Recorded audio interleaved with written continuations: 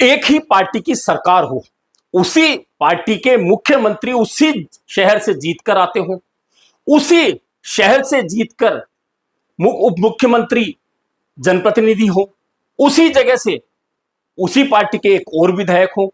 इतना होने के बावजूद अगर शहर के एक छोटे से एरिया की दुर्दशा हो तो फिर उसके लिए जिम्मेदार कौन होगा? और वह भी तब जब शहर में दोनों नगर निगमों पर भी उसी पार्टी का कब्जा हो। लेकिन इतना होने के बावजूद एक महत्वाकांक्षी परियोजना जो जहां से निकलने वाली थी, वह परियोजना तो निकलना दूर, वह परियोजना में जो हजारों करोड़ लग गए वह भी पानी में गए। और अब उस पानी में से जब आप निकलते हैं तो आपको उस पानी में से बदबू आती है। वहां की दुर्दशा देखकर आपको रोना आता होगा और कहते होंगे कि जिस पार्टी की सरकार है, जिस पार्टी के मुख्यमंत्री जयपुर से जीते हैं, जिस पार्टी की उप मुख्यमंत्री उस एरिया की हैं, जिस पार्टी का एक विधायक उस एरिया से लगते हुए एरिया का है, उसके बावजूद एक छोटा सा एरिया किस तरह से दुर्दशा का शिकार हो रहा है, आखिर उसके लिए जिम्मेदार कौन है? आज ऐसी एक स्टोरी पर बात करेंगे। जी हां, वह स्टोरी खड़े होकर आप खुद सुनेंगे, वह आप स्थिति देखेंगे, वह जगह जब आप देखेंगे तो आपको खुद को एहसास होगा कि कभी हजारों लोगों के लिए यह सुविधा का क्षेत्र हुआ करता था, लोगों को एक सुविधा मिली हुई थी, लेकिन अब वह सुविधा इतनी बड़ी दुविधा क्यों बन गई? आखिरकार उप मुख्यमंत्री का क्षेत्र है, उनका ध्यान क्यों नहीं है? एक तरफ भाजपा का विधायक है, उनका ध्यान क्यों नहीं है? जिस शहर के मुख्यमंत्री है उनका ध्यान क्यों नहीं है? जहां पूरा प्रशासन भाजपा का है उनका ध्यान क्यों नहीं है? और आखिरकार क्यों दुर्दशा कर रखी है इस क्षेत्र की? और आखिरकार इस दुर्दशा का जिम्मेदार कौन है? और क्या दुर्दशा से निकलकर इस क्षेत्र का कभी कोई भला हो पाएगा? और कौन सा है वह क्षेत्र और क्या हो रखी है दुर्दशा? देखिए इस छोटी सी स्टोरी में।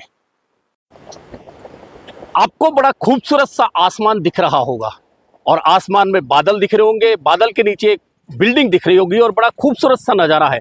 नीचे हरियाली भी है और चारों तरफ आप देखेंगे तो हरियाली नजर आएगी। लेकिन मैं आपको ये ना तो हरियाली दिखा रहा हूं, ना ये खूबसूरत नजारा दिखा रहा हूं, ना ये बिल्डिंग दिखाना चाहता हूं। असल बात जो मैं दिखाना चाहता हूं वह अब आप देख सकते हैं। अब आप ये देखिए, असल नजारा यह है। सबसे पहले देखिए ये मोटरसाइकिल चालक कैसे संघर्ष कर रहा है इस रास्ते को पार करने के लिए। और ये रास्ता बहुत सारे लोगों ने देखा भी होगा, बहुत सारे लोग इस रास्ते से गुजरे भी होंगे, बहुत सारे लोग इस रास्ते से परिचित होंगे, बहुत सारे लोग इस रास्ते से परिचित भी नहीं होंगे। मैं आपको चारों तरफ दिखा देता हूं, हो सकता है आप इस रास्ते को पहचान जाएं और देखते रहें कि रास्ता है तो क्या है। और अब आप देखें ये जो गाड़ी जा रही है, ये गाड़ी कैसे हिचकोले खा रही है और ये हिचकोले खाते हुए गाड़ी बड़ी मुश्किल से पार हो रही है। कई गाड़ियां तो आती हैं इस रोड से और ये पानी देखकर वापस भी घूम जाती है। आखिरकार ये जगह कौन सी है? तो चारों तरफ देख लीजिए, यह जो सामने बिल्डिंग नजर आ रही है उस तरफ का हिस्सा आता है सिविल लाइन विधानसभा क्षेत्र, जहां के विधायक हैं गोपाल शर्मा। और अब आप मैं घूम के दूसरी ओर दिखाता हूं तो ये दूसरी ओर आप आ जाइए, यह एरिया आता है उप मुख्यमंत्री और पीडब्ल्यूडी मंत्री जो है दिया कुमारी जी, उनका विधानसभा क्षेत्र यहां से शुरू हो जाता है। यानी कि दोनों के बीच का ये वह क्षेत्र है, वह सड़क है जहां कभी हजारों गाड़ियां गुजरती थी, लेकिन आज इसकी ये दुर्दशा है। और ये दुर्दशा क्यों है? क्योंकि ये सामने जो सड़क आप देख रहे हैं, जो बस आपको दिख रही है, उधर से दूसरा रास्ता जाता है, पूरा उस रास्ते पर दबाव होता है। अगर ये रास्ता सही होता है तो यहां से हजारों गाड़ियां निकल जाती हैं और उस रास्ते का दबाव कम हो जाता है। और सबसे बड़ी बात यह है कि ये कौन सी जगह है? यह वह जगह है, वसुंधरा राजे सरकार ने इस जगह पर हजारों करोड़ रुपए लगाकर द्रव्यवती नदी का प्रोजेक्ट बनाया था। जी हां, यह जो मैं दिखा रहा हूं आपको, थोड़ा क्लोज करके दिखाता हूं, यह जो सामने आपको सब कुछ बिल्डिंगें दिख रही है किशन बाग है। उधर से होते हुए यह जो एरिया में द्रव्यवती नदी गुजरनी थी, लेकिन अब आप देख रहे हैं द्रव्यवती नदी का कहीं आपको कुछ नजर आ रहा है? द्रव्यवती नदी शुरू होती है जहां से लेकर किशन बाग तक उसे बनाया गया, उसके बाद इसे यूं ही छोड़ दिया गया।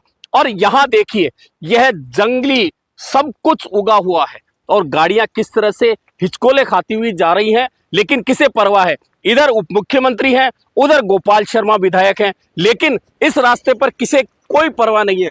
इधर देख लीजिए आप, इधर सब्जी मंडी है, सैकड़ों लोग इधर से आते हैं। ये अंबावाड़ी है, अंबावाड़ी बहुत पाश कॉलोनी मानते हैं, उस पोश कॉलोनी से उतरते ही और देखिए क्या हालत है।